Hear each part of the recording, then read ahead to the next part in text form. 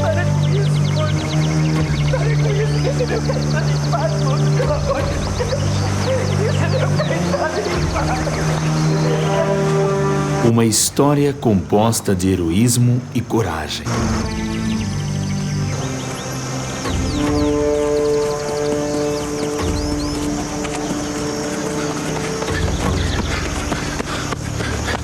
Chica! Estão matando vosso pai, Caetano! Meu pai! Meu pai! Oh, meu pai! Minha filha! Meu pai! Larga ela! Larga! Chica! Meu pai! Chica! Que foi aos poucos obrigando as elites brancas a enxergarem os negros não como mercadorias, mas como seres humanos, e cada direito foi sendo conquistado a duríssimas penas.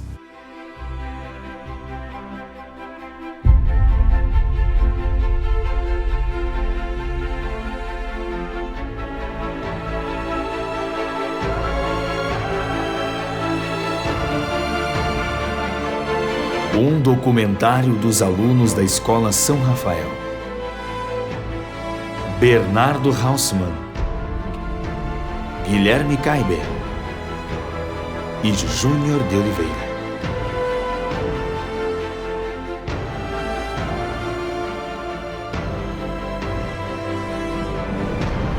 A luta dos negros no Brasil. Uma história de resistências.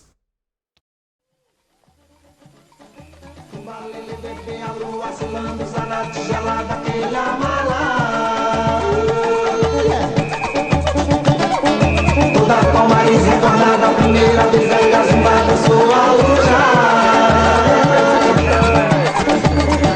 O Quilombo dos Palmares. boa na voz da Serra da Barriga.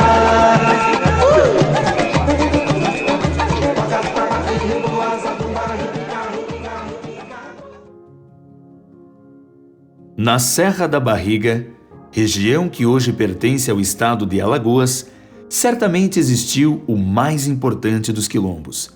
Não apenas por ter resistido durante mais de 65 anos, mas também por ter se organizado economicamente, de forma a garantir a sobrevivência de aproximadamente 20 mil pessoas. As primeiras referências a um quilombo na região são de 1580, formado por escravos fugitivos de engenhos das capitanias de Pernambuco e da Bahia. Nesta época, Portugal e Espanha passaram a ter um único rei, e neste período foi chamado de União Ibérica.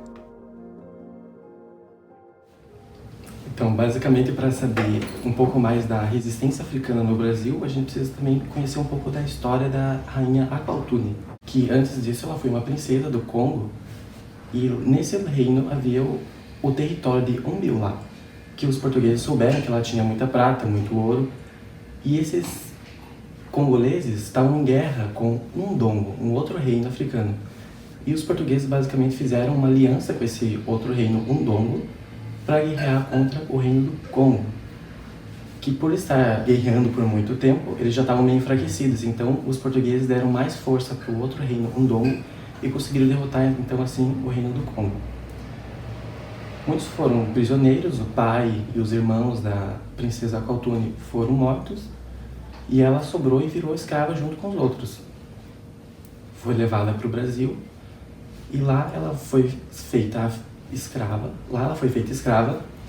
E como ela tinha uma realeza e os portugueses sabiam disso, então ela foi feita e tinha um porte físico também muito bonito e tinha uma saúde muito boa. Então ela foi feita escrava reprodutora. Então ela foi submetida a ser estuprada por outros homens para ter filhos saudáveis, e o dono dela vendia essas crianças dela para outros donos de outras terras.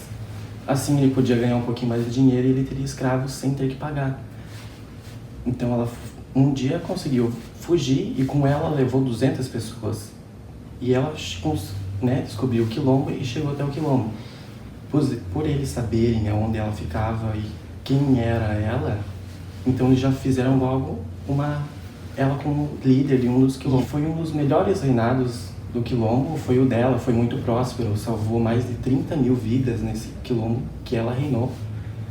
E até hoje ela é lembrada por isso, por esse fato dela ser uma boa líder, uma boa guerreira, e ela conseguiu salvar muita gente. Então por isso ela é lembrada até hoje como uma grande mulher da resistência negra. No fim do século XVI, o quilombo ocupava uma grande área de palmeiras e daí originou-se o nome Palmares. Formaram-se então vários núcleos de povoamento chamados mocambos. Os principais eram os de Macaco, Subupira, Zumbi e Tapocas. A população de Palmares sobrevivia de caça, pesca, coleta de frutas e da agricultura de feijão, milho, mandioca, banana, laranja e cana-de-açúcar. Também produziam artesanato, cestas, tecidos, cerâmica e metalurgia. Os excedentes eram comercializados com as populações vizinhas. Não se sabe exatamente como se organizava politicamente o quilombo. Entretanto, sabemos que as duas mais famosas lideranças foram Ganga Zumba e seu sobrinho Zumbi.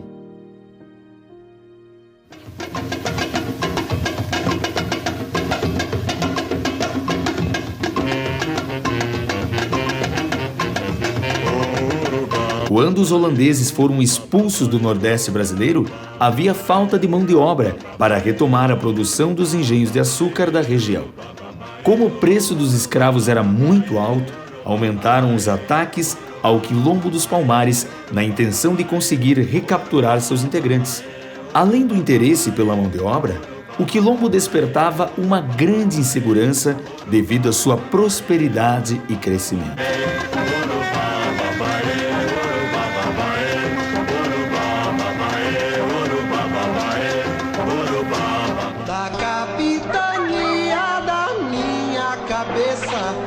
Foram necessárias cerca de 18 expedições, organizadas desde o período de denominação holandesa para acabar definitivamente com o Quilombo dos Palmares.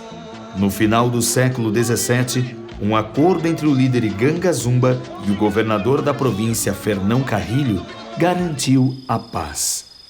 Em nome do rei de Portugal, pedindo que eu fosse ao Recife discutir a paz. Muitos quilombolas rejeitaram os termos do acordo e o líder Ganga Zumba foi envenenado.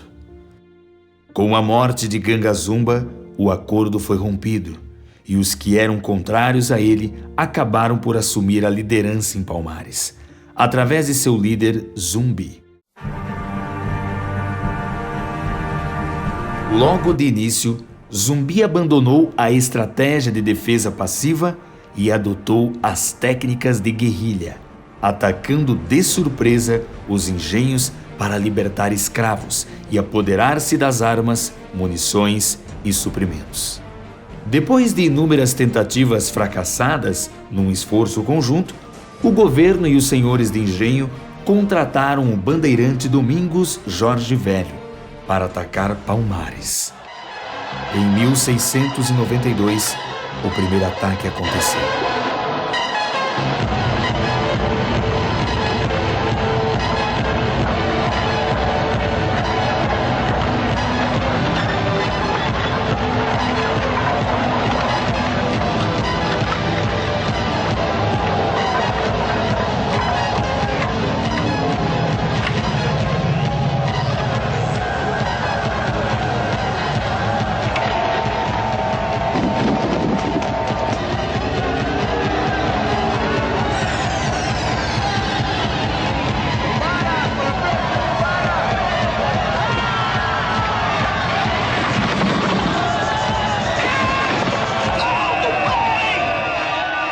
Entretanto, liderados por Zumbi, os quilombolas lutaram corajosamente para defender a liberdade. E apesar de milhares de mortos, o bandeirante foi derrotado. Fazendeiros e governo fizeram então uma nova investida. Dessa vez, o governo geral enviou aproximadamente 6.000 homens bem armados e treinados para a região, sob o comando de Jorge Velho.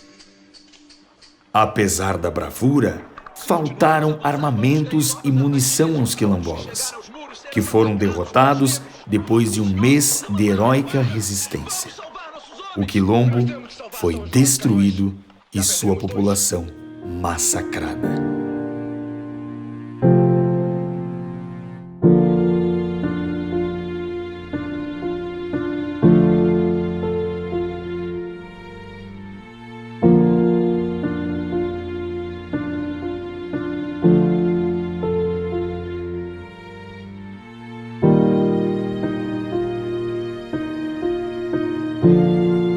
Zumbi conseguiu escapar e fugiu mata adentro com um pequeno grupo.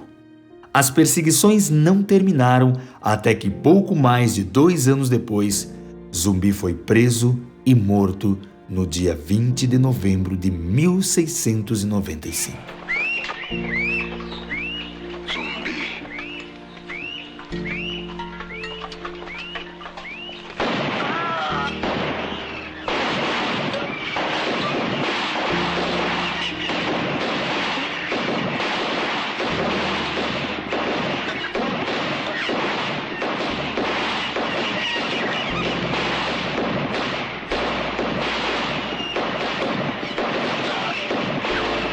Sua cabeça foi cortada e exposta em praça pública no Recife a fim de servir de exemplo aos escravos da região. Mesmo com todas as tentativas de intimidação, a memória de Zumbi permaneceu viva como um símbolo de liberdade e de resistência. O dia de sua morte, 20 de novembro, é lembrado atualmente como o Dia da Consciência Negra.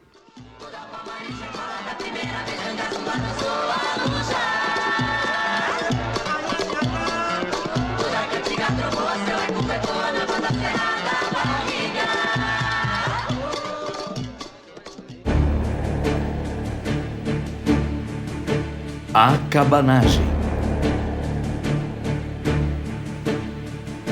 A cabanagem foi um movimento ocorrido na província do Grão-Pará, nos anos 1835 a 1840. Havia clima de agitação na província, a população estava vivendo em péssimas condições. Era formada por indígenas aldeados, negros alforriados, escravos e mestiços. Usavam-os como mão de obra, regime de semi-escravidão.